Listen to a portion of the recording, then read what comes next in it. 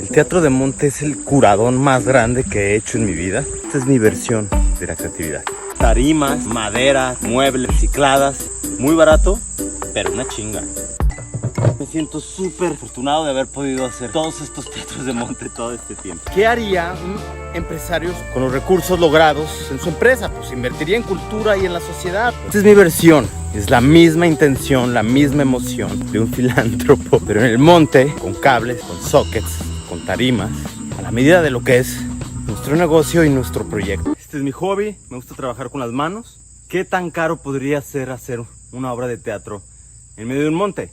Tal vez sí, nos debe de alcanzar. Parece fácil, pero no es tanto. Imagínense si pudiéramos ser que termine siendo la principal promotora de artistas emergentes en México. Entonces son el tipo de cosas que yo sueño, pero no, ni se puede, ni alcanza, ni hay nada.